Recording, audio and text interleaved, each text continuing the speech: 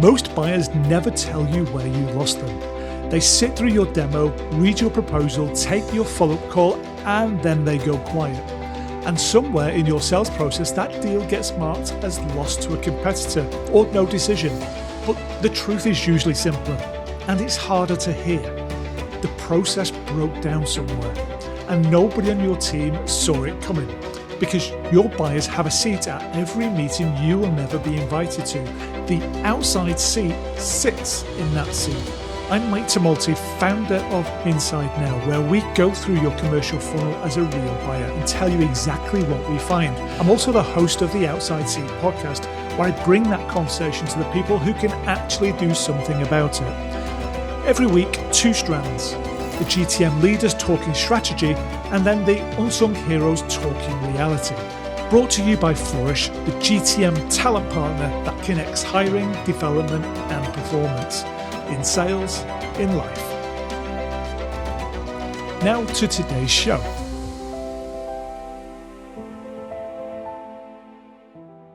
Welcome to this week's edition of the Outside Seat. I'm thrilled and delighted at the start of this episode to introduce you to Carly, and I'm sure at the end you're going to be thrilled and delighted to have listened to what Carly has to say. Just a small anecdote, Carly and I have known each other for a little while. We worked together at a company called CloudCall, and before we even met, on my first day within the company, it was the first day that CloudCall had moved into a new office, and me being the awkward person stood outside the office looking around saying there's a lot of people here, I don't really know anybody, so it'd be weird to just go and start speaking. Wasn't weird at all. Carly stepped in front of me and said, "You're Mike Tumulty, aren't you? And you're starting today, aren't you?" And from there the relationship has blossomed, and I'm thrilled to have her on the podcast today to talk about all of the things that she's learned throughout her career, what an amazing leader she is, and really get into the nooks and crannies of the buyer's experience from her perspective. So Carly, really great to see you again.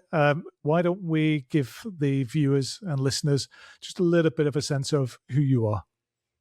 Yeah, absolutely. So thanks for having me on, first of all. So my name's Carly. I head up sales at a company called Datamaran now. So I look after the team of AEs. I joined here looking after the business development team, which is what I was also doing at CloudCall.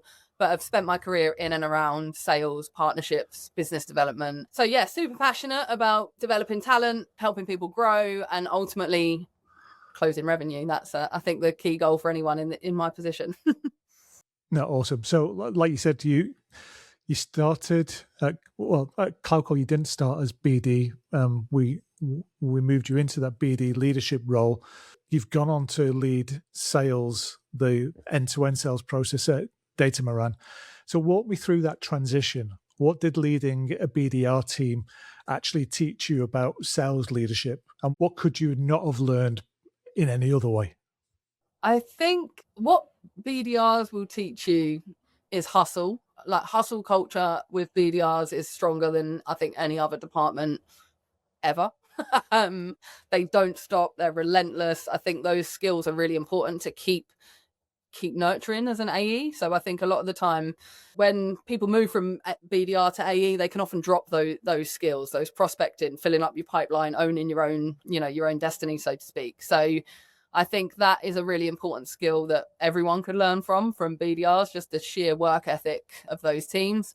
And I think secondly, on top of how hard they work, they typically have the most fun as well, which is something I'm sure you know, Mike, that I think is really important in culture, in actually keeping performers performing. You can't just work all the time. So I think working hard and playing hard is the main thing that BDRs have kind of taught me over the years. Yeah, it's one of the really strong memories I have from the time together at CloudCall is that we try to make the process of outbound fun, right? So we had the concept of Super Tuesday, where I would create maybe a video creatively pulling in little snippets from movies to tell a narrative, tell a story, to launch a specific call out day or a blitz day. But the team really embraced that. And that's not me, that's you. That's getting everybody super pumped, super excited for it. And then we create little battles on that day. And there's videos that we've created with people showing off what they've just won and their numbers that they've put on the board. And I think that comes from that joy and the excitement of being a BDR and having that competitive edge and the competitive spirit. And that team at CloudCall were actually very strong from that perspective. Yeah. Why do you think that is? Because that's not, I mean, you can hire to that, but I think that, I'm going to put words in your mouth, but I think that comes from the leadership element. So how did you manage to invoke that within the team? Good question. I think naturally I'm probably a bit of a big kid. That I think we spend more time at work, and I think I've said this before when I was speaking to Mark Akers, we spend more time at work with our own families. I've never subscribed to corporate life. I think people are people, and I think you should be able to be in a culture where you can be unapologetically who you are. And who I am just happens to be, quite extroverted. I like fun. I like enjoying life. I'm grateful to be alive. I'm grateful for the position I'm in. I think that overall mindset probably comes across with me because I'm not shy to show who I am and what motivates me. And then I think naturally, because I'm like that, the space for the people that work with me is there to be themselves as well, and actually think, yeah, you know what, I can have fun at work and still perform really well. I can have a laugh and still hit my numbers. And in fact, I think there's an argument to say it helps you do that as well. So yeah, I think just creating that. My single biggest thing is like create a really psychologically safe environment for your team. I think that's the number one thing a leader should be doing, full stop. And I think if you create that, then it creates that space to have fun, but also the more serious side, and be vulnerable about what your blockers are and where you need support and, things that you might be going through at that point as well. No, awesome. I think that's one of the key strengths that you have as a leader. I think if I go back again to some of the time that we had together at CloudCall, I think there was an incident where, I mean, it wasn't even an incident. It was, we tried to clip the wings a little bit. And what that did, that was one of the mistakes that I made. So we'll talk about vulnerability, and I'll mention it now. Is I think you'll probably recall, I think you were posting things on the internal Slack around LFG, try and pump up the team and get them going and celebrate. And I'm like, LFG, shall we tone that down a bit? And that was a mistake that I made in terms of trying to clip the wings a little bit. And it wasn't deliberate to try and clip the wings. I had this weird mindset of, well, it needs to be professional and how we speak to people. But the reality is it worked. It worked with the team, and it was how you drove people. So I don't think I've ever said that to you before, but my apologies for that. I think yeah, thank you for that though, because we changed it to LCG, which stood for Let Censored Go. And even now, if you ever see some of the BDRs from CloudCall comment, they always put LCG for life, LCG when they comment on my LinkedIn. So that's still going strong because of you. So I wouldn't say it was a mistake.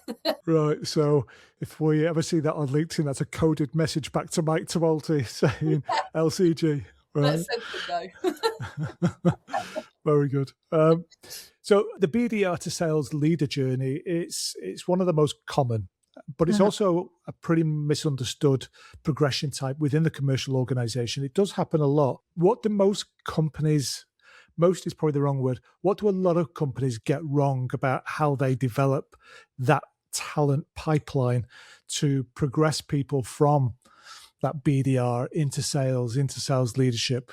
I think it depends on the angle. So I think from a manager perspective, I think most companies, and I will say most companies, I don't think they develop their leadership and their frontline managers at all.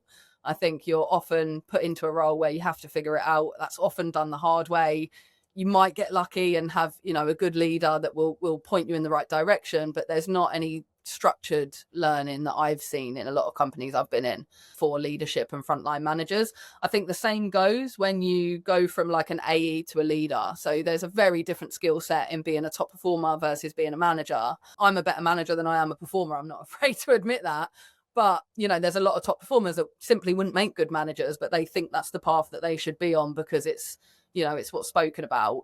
I think one of the common pitfalls, we're trying to do it now with a guy that we're trying to move from BDR to AE on that route. I think one of the common pitfalls is not prepping them for the skills that they're lacking in. So we already know if they're performing as a BDR, we know you've got the prospecting skills and those kind of initial skills, but what is the gap that you have from BDR skill set to AE skill set?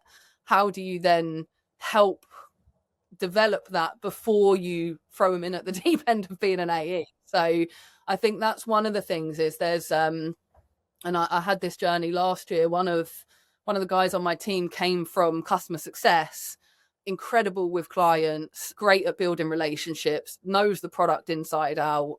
But yeah, it was one of the things that there's no understanding of fully what an AE role entails, what you need to do, what skills you need to develop, how you need to develop those skills as well, and what's the easiest way to do that. I think that kind of structure of before you get to the role, let's really outline what are the key skill sets, what are the opportunities for development here, and how can we monitor your progress against those before you're put into the role, I think is really important. Yeah, I agree. And I think one of the other pitfalls from my experience is those BDRs that make that transition into AE.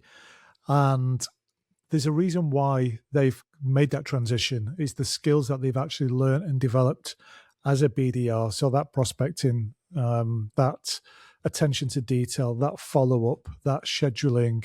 And for some BDRs, they think, right, I'm in the promised land now and I don't need to do that anymore. Yeah.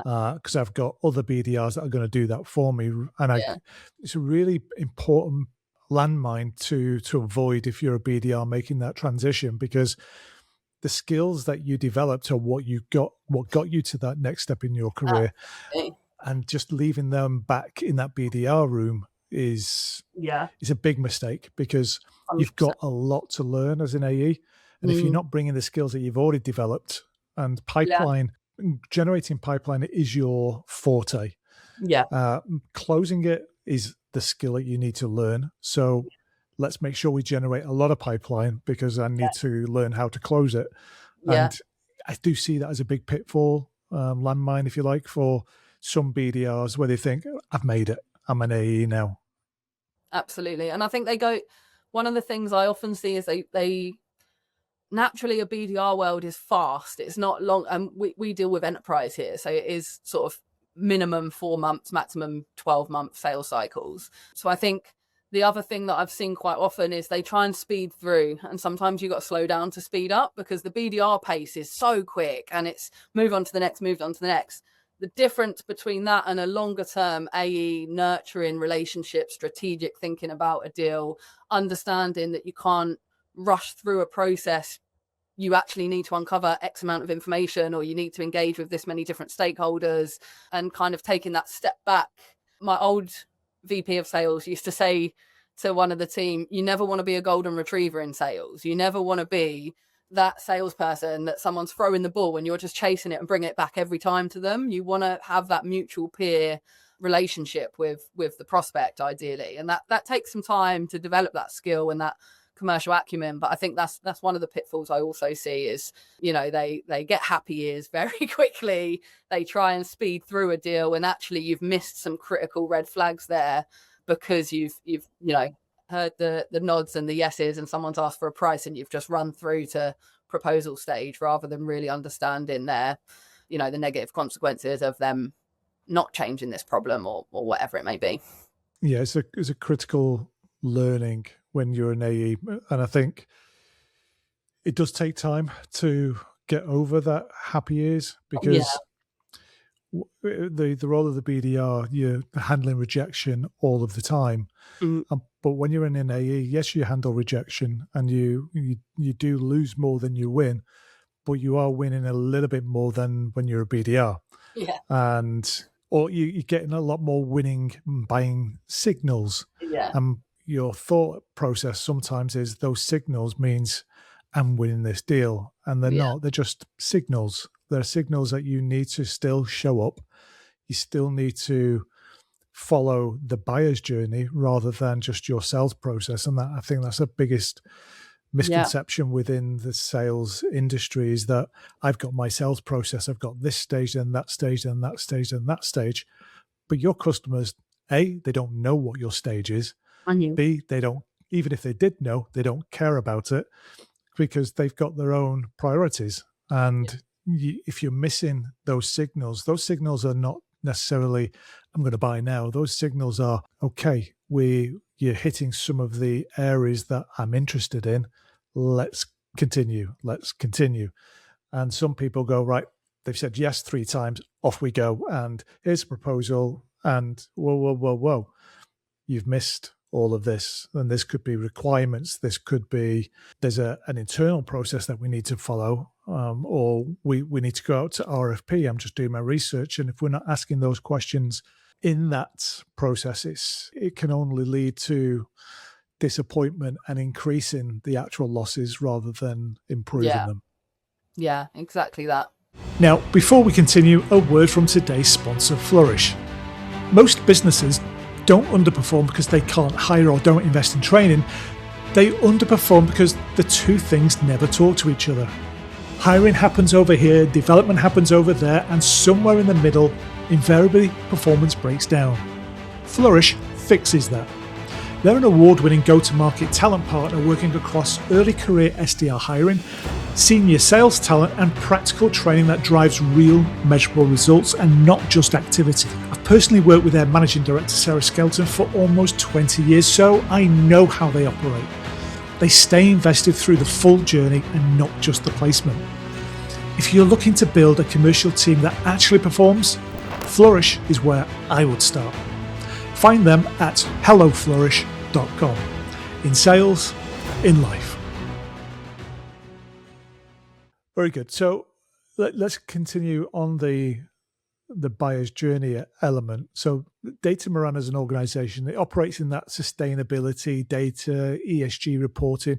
You might have a better synopsis than me. And it's genuinely, it's complex and it's increasingly a high stakes category. How do you build a sales motion in a market where the buyer's understanding of their own needs is continually evolving? Yeah, it's a great question. And there's not a one single answer to it. So I think how we reacted to that last year was we've kind of naturally formed a community because we've been around for quite a while and we've been built by sustainability professionals. But we've kind of formalized that with a community platform last year. We had an event last night that went really well. And it's just to give people the space to, one, seek help from their peers. How are you dealing with this? Like, this is what we're coming up against. It's quite unprecedented times for the volume of change for this particular industry. So no one's got all the answers, quite honestly. No one knows exactly how to do it. And I think the rise of AI is a big part as well, is like how are we, and this is probably every tech company right now, how are we safeguarded against someone just doing that on Gemini or Copilot or whatever it may be, Claude? How do we make sure we're still at the front and center? And then how do we arm those teams to be able to have those conversations internally with their leadership team? So, rather than talking about it in sense of a compliance exercise, how are we talking about it from a risk perspective or from an opportunity perspective to a CFO or a CLO that cares more about that than whether or not we're complying with this one bit of regulation? So that's something that we've really been exploring and trying to help our customers with as well. No, it's really important. So there's a couple of things that you mentioned in there was obviously the human factor and community. Yeah. And all of those are intrinsic to buyers. Yeah. Because buyers, they like to be surrounded by like-minded individuals, and building a community of like-minded individuals who can share how they've addressed particular issues, how they've addressed a way forward, a path forward, whether it's selection of a vendor or what are we doing with this piece of legislation that's coming out. So tapping into that community, and you said that obviously you did an event yesterday. How important is community, not only to Datamaran specifically, but in more general to the the buyer's process and the sales process for your teams? I think it's huge. And I think that is for any sales team. Your highest conversion rate is more likely than not going to be from peer recommendations to other prospects, right? And I think that's something, like, I'm constantly banging that drum. We, as salespeople, we don't tap into that enough ever. And it's a really easy tap in, right? It's just we don't put it forefront in our minds, and the volume obviously isn't huge on that. But who have we sold to? Are they enjoying using us? Whatever company you're in, how do we tap into that resource to see if there's anyone else that they speak to? All of us have communities respective of our role. So if I'm a sales director, I'm friends with 5-10 other sales directors that I'm close with, that I would be happy to recommend into something I get value from. And I think that goes across every job role, every industry. You all know peers that do the similar roles to you. So yeah, I think that element is really important from a business development. Obviously, that's always going to be my lens from a business development perspective. But I think it's also really important from a amplifying brand as well, and the marketing side. So you can get testimonials from peers that are happy as well. You can get access to different events where other prospects may be, or other customers may be, that you can help solidify that value and that relationship with as well, and that face-to-face time. So I think there's a whole host of benefits from tapping into it, but it's not something that systematically I've seen done amazingly anywhere. Yeah, it's tough. It's tough in the sense of initially setting up a community as the vendor, but a lot of these communities already exist in the sense of it's not vendor led.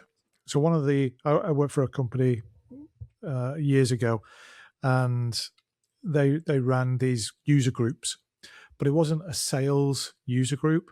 It was customers leading these user groups for other customers, and they were sharing what they'd done with the particular platform. So this was back in the ServiceNow days, and they would share what they've built within the application within ServiceNow, but they would share it with other customers, and the customers would be speaking to other customers. And it wasn't, we'd send salespeople down there and they would sit there and they would prime them, and they would drop in this question.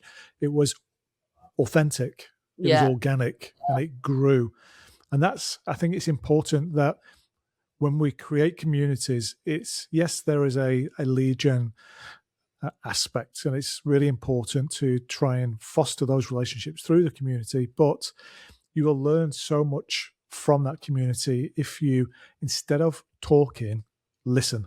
Listen to what people within that community are telling you, because those insights are going to be more valuable than you standing in front of that community and trying to pitch to them for 20 minutes. It's like, I'm going to bring this audience together and we're going to do a 20-minute pitch, and then it's going to be roundtables and you can all speak to each other. Okay, that's the price of admission. I have to listen to you pitch to me for 20 minutes, and then I get to speak to my peers and hear what they're talking about. It's difficult to get that balance right. Yeah, but absolutely.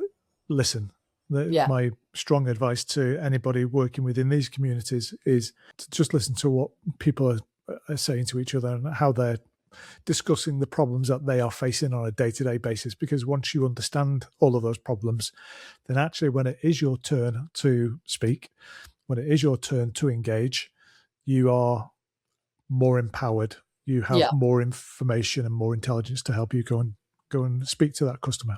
100%. And I think the number one thing, so we do, one of the things we do with communities is we do like these smaller, more intimate roundtables that are very specific to a topic. So it might be like last night was obviously AI, because that's what every event is right now. But it was the real cost of AI. The one before that was about kind of the rise in regulations and how people are managing that.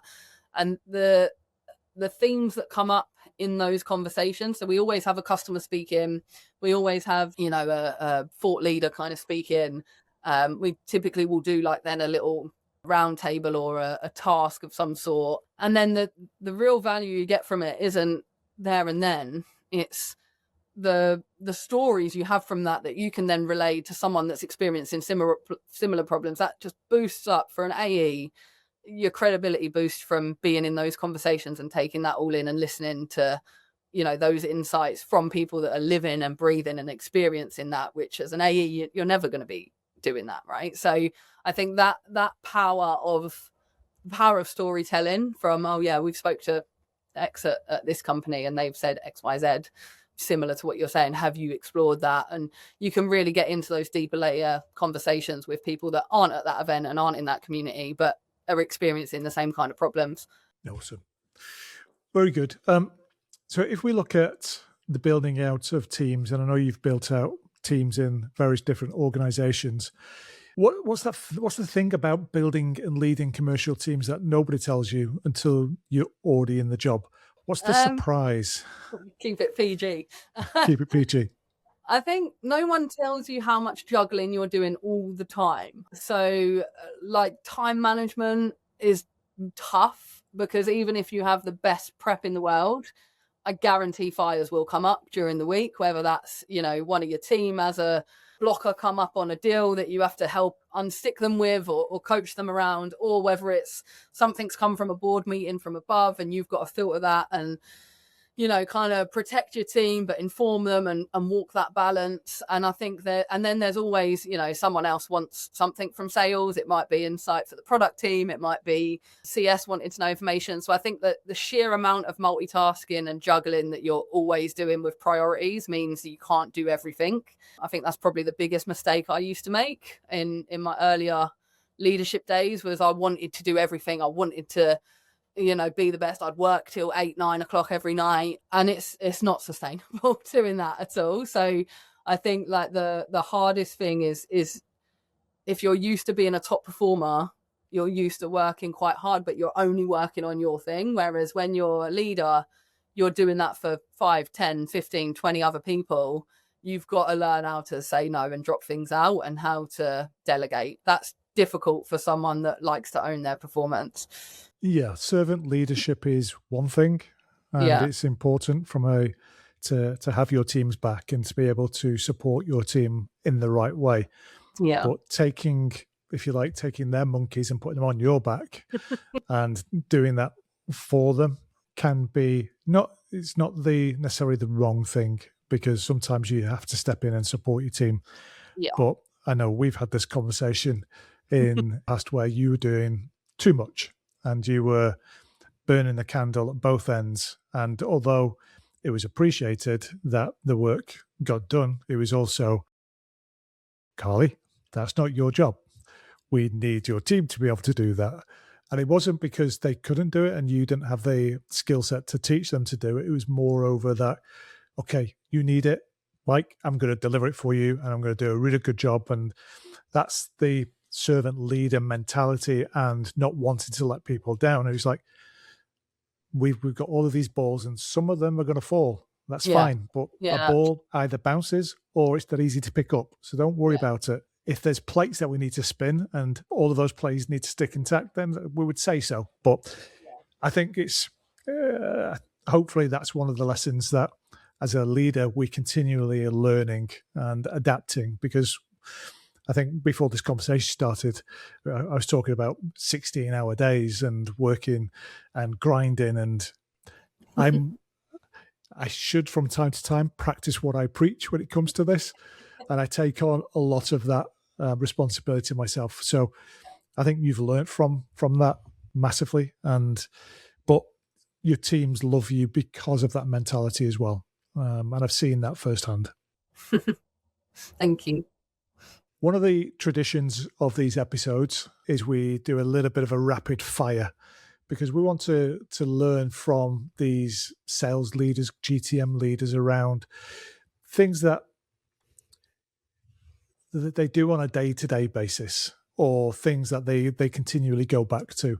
So if we start with the rapid fire, there's only 5 questions. The first one is, what's the one tool in your GTM stack that you cannot live without it? Oh, it's between 2. So Claude, it's number 1 for me. I've built a ton of stuff that has really helped move the needle for us on that. So I think Claude is incredible. Gong is the other one, but their support team is really frustrating. Their engineering team, their sales team, probably the best I've ever dealt with. Incredible on that front, but support team is difficult. So Gong, when it works properly as it should, it's an incredibly powerful tool. But yeah, there's a lot of bugs with Gong that we tend to come across that don't get solved as quickly as I'd like them to. Okay. What's the biggest GTM myth that you would like to kill off? Cold calling's dead. It's been going around for years now as well. Yeah, I've done a number of these episodes already, and the amount of times that answer has come up is it's stark, because you do see it on LinkedIn, right? Yeah, honestly, I think if anything, cold calling is more effective now, because you've only got to look. I'm sure, Mike, you're the same. Look at your LinkedIn inbox, look at your email inbox. It is full of slop in there every day. I'm getting 10, 15, 20, and we're a little company, right? So you imagine what these bigger enterprise orgs are getting. I've had 2 phone calls from prospects, like for prospecting in the last year and a half. I get 2 emails an hour from BDRs. So I think, like, if you want to stand out and you want to actually get through to decision makers, get on the phone to them. Could not agree more. The metric you look at first thing on a Monday morning, what would that be? Pipeline coverage is probably my key one. Yeah, again, it's a similar theme that's coming through a lot of these conversations is, what does my pipeline look like? Do I have enough? Can I hit my number?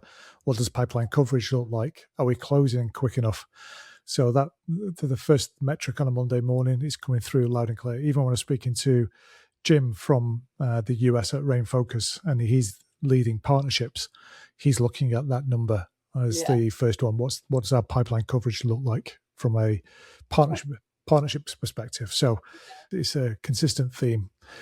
What's the one GTM, just based on, I've got a load of books behind me, and these books that I always go back to, I think I've given out, I've said this on previous episodes, Start With Why, well over 100 times to different people that have worked for me, gifted it at sales kickoffs, etc.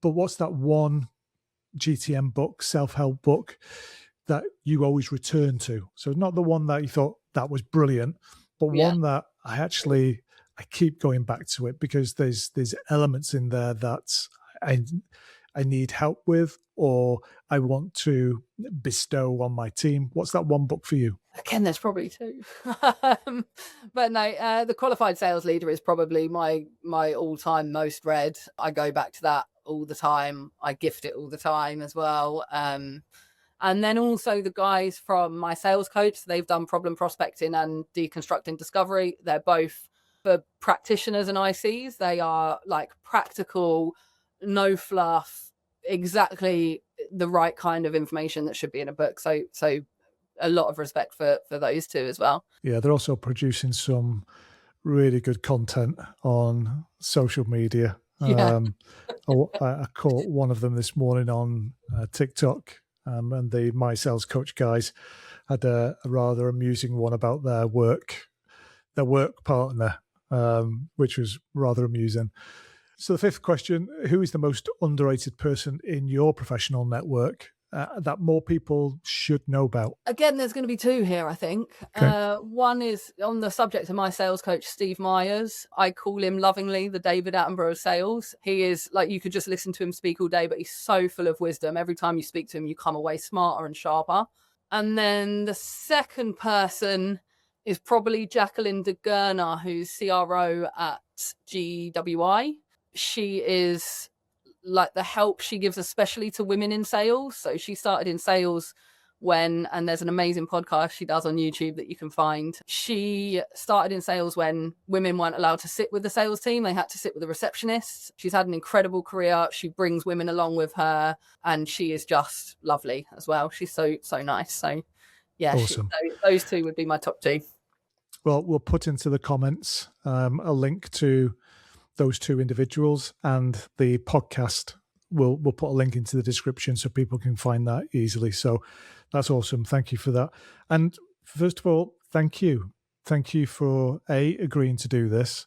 I think getting you onto this episode really early in the cycle People are going to be drawn, hopefully, to the podcast because of you, because of your energy and how you look at things and how you've transitioned your career and what you're doing. And we've only just scratched the surface about Carly Pledge. There's so much more to you than what we've covered in this, what would be 35, 40 minutes conversation.